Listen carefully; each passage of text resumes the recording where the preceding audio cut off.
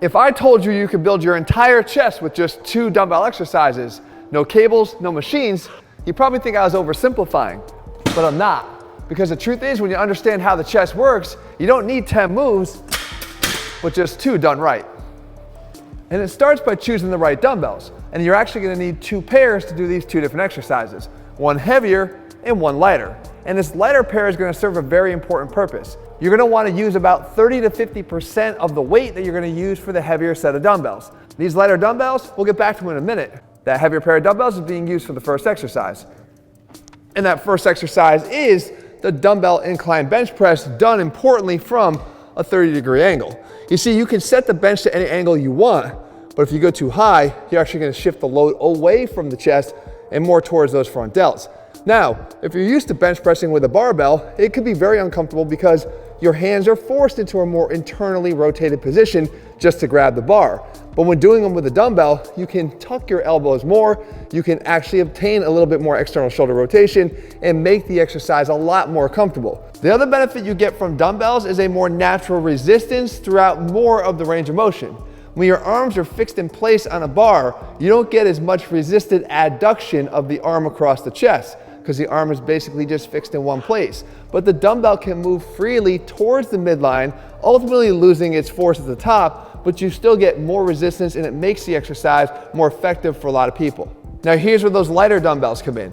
Anybody that still finds that it's just too uncomfortable to bench press, before you bail, try this variation instead. It's called the close grip neutral squeeze press. And what you're gonna do is press the dumbbells against each other, which is going to naturally drop the elbows a little bit closer to your sides. More than that, the neutral grip is gonna take your shoulders out of that internally rotated position and instantly make the exercise feel more comfortable. Now I get it, the more your elbows are tucked, the more your triceps become involved in the exercise. However, you're sort of offsetting that because of the active squeeze of the dumbbells against each other throughout the range of motion.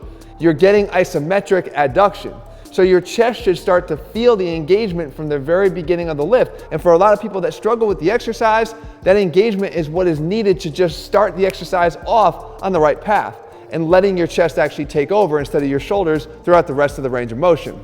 The next exercise is actually going to utilize those lighter dumbbells, or the ones that you actually used if you took that orthopedic alternative on the first exercise.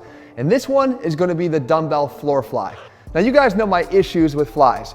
When you perform them on a bench, your shoulders are in a more vulnerable position because the dumbbells are unsupported. The anterior shoulder capsule is placed in a very vulnerable position, especially if you reach fatigue and you don't have control of the dumbbells on those few final reps. And that's why we do the floor fly, because it removes the risk by having the floor act as the support that's missing on the bench. And more importantly, we're getting an eccentric overload opportunity, because eccentrically we are stronger and the pecs can handle more if you just allow them to handle more weight during the exercise. This exercise will allow you to get a great stretch overload, again with that safety built in from the floor and not compromised. And what most people will find when they switch to this version is better gains for that very reason. More eccentric overload, higher tension being handled. Now, where do those light dumbbells come in?